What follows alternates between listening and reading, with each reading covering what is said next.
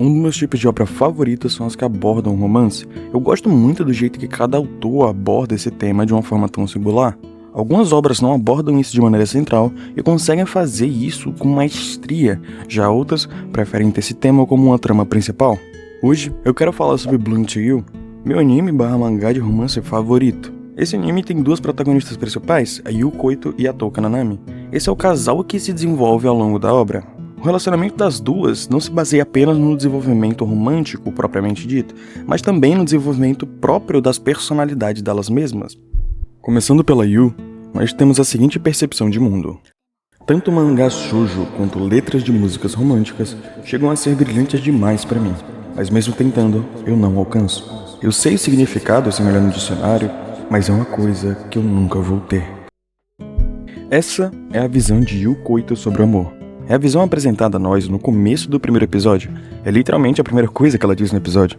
Durante o mesmo, a gente observa um conflito que ela sente. Nos é dito que na formatura do ensino fundamental, alguém se declarou para ela, mas ela ainda não respondeu e tem dúvida de como fazer isso. Então, a gente tem uma garota que não entende o amor de forma prática. Ela sempre consome ele em todo tipo diferente de mídia, e a representação desse conceito nesse tipo de obra é sempre algo grandioso e intenso, de certa forma até mágico. E ao consumir frequentemente esse tipo de obra, ela acabou internalizando que é assim que o amor tem que ser. Agora, falando da Nanami, é uma aluna do segundo ano, integrante do Grêmio Estudantil, bonita, dedicada, perfeita. Ao menos, essa é a imagem que ela passa para as outras pessoas. Ela tem um problema parecido com a Yu em relação ao amor.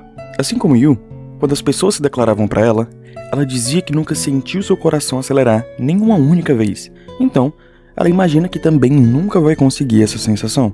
Essa é a razão inicial para rolar a identificação, principalmente por parte da Yu. Até agora ela não fazia ideia com quem falar sobre esse assunto, já que ela nunca tinha achado ninguém que se identificasse com ela.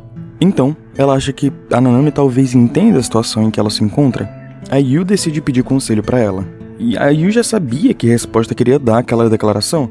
Ela só quer saber como fazer isso. Ela gosta do garoto e ela se diverte enquanto saia com ele, mas ainda assim, ela achou que quando o amor aparecesse para ela, ela ia flutuar e se extasiar de alegria, mas não foi o que aconteceu. Bom, com o apoio da sua colega Nanami, ela consegue falar com o garoto. Pouco tempo depois, a Nanami pede para Yu se tornar sua gerente de campanha, já que ela pretende se eleger como presidente do Grêmio Estudantil, e a Yu aceita. Durante as eleições para o presidente do Grêmio, uma coisa acaba ficando claro para as duas. A Nanami estava gostando cada vez mais da Yu, e apesar de não entender a razão, a Yu não chegava a repudiar totalmente os sentimentos que lhe eram dedicados. Nesse momento, a Yu se encontra em um lugar confuso e sente até um pouco de inveja. A amiga que ela pensou que era igual a ela, já conhece esse sentimento especial que a Yu queria tanto saber como é, e simplesmente não consegue. Ainda durante a campanha, as duas conversam sobre os sentimentos que a Nanami sente. A Nanami pede pra Yu deixar ela amar ela. Mesmo que não fosse correspondido, ela não ligava pra isso. A Nanami já estava feliz o suficiente só por conseguir gostar de alguém, já que ela nunca imaginou que isso fosse acontecer. E agora que aconteceu, ela só quer curtir esse sentimento. Nessa mesma época, nos é mostrado o outro lado da Nanami. Ela sente uma pressão enorme para se manter perfeita, para ser esse modelo ideal que ela mesma criou há muito tempo. Porém, ela finalmente encontra alguém para quem ela não precisa fingir. Alguém que ela pode sim demonstrar fraqueza e finalmente ser imperfeita, já que essa pessoa não espera nada de extraordinário vindo da Nanami. E ainda, Yu se torna para Nanami uma válvula de escape perfeita, pois é alguém que não liga de receber toda essa carga de sentimentos que a Nanami descarrega nela. Mais tarde, um colega do Grêmio acaba descobrindo sobre a relação especial que as duas compartilhavam, e nesse momento que a Yu descobre que outra pessoa sabe disso, a primeira pessoa com que ela se preocupa é a Nanami.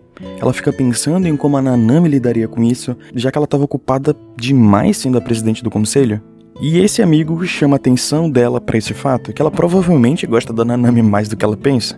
Essa dúvida perdura na cabeça da Yu, e ela de início acaba rejeitando totalmente esse pensamento, pensando que ela faria isso se fosse qualquer outra pessoa no lugar da Nanami, que a Nanami não é especial e que ela faria tudo e sentiria as mesmas coisas se fosse qualquer outra pessoa no lugar da Nanami.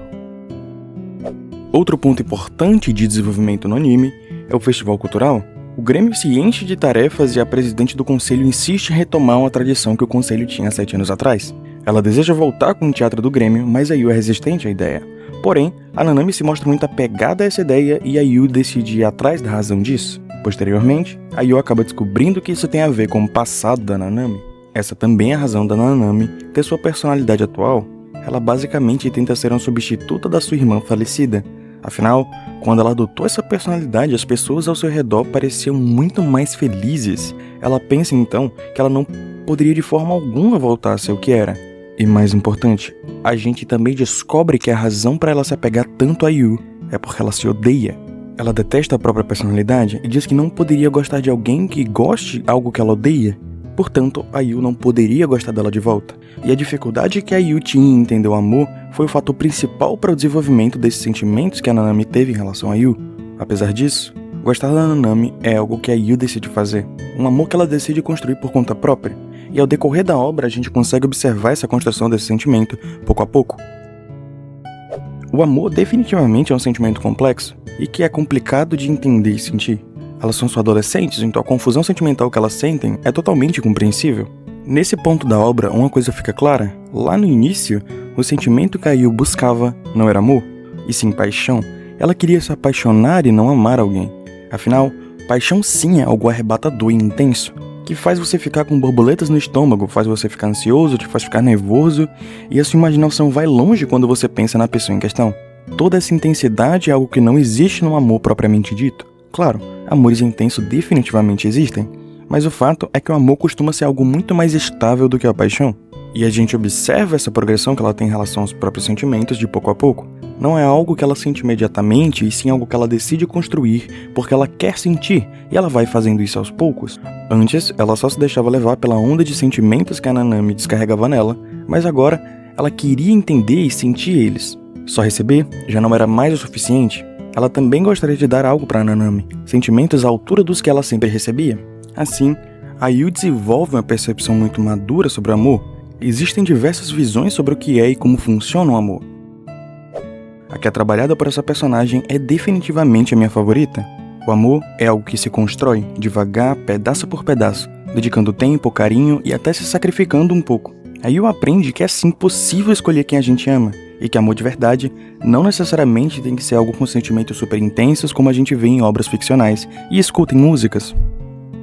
Agora falando sobre a progressão que a Nanami tem durante o anime, no início da obra, apesar de parecer perfeita, ela se odeia muito, e ela mantém essa personalidade em razão de manter viva a personalidade da sua irmã, mas, em determinado ponto da história, ela acaba descobrindo que a sua irmã não era tão perfeita e que a personalidade que ela copiava não era inteiramente a sua irmã, e sim uma pequena parte do que ela realmente era.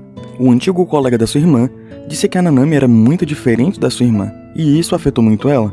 Afinal, ela só tinha chegado tão longe e era considerada perfeita porque ela estava copiando alguém que ela via dessa mesma forma. A Nanami, durante o anime, aprende que antes de amar alguém, é necessário se amar, e antes de se amar, é necessário se entender. Então, de modo geral, Blue Into You é uma obra que dá destaque a dois temas, a construção de um amor e a construção de amor próprio, onde, além do desenvolvimento de romance entre as duas protagonistas, a gente tem o desenvolvimento individual de cada uma das personagens, e pra mim, isso é o que torna ele meu anime de romance favorito. Bom, eu sou o VH, e a gente se vê no meu próximo vídeo.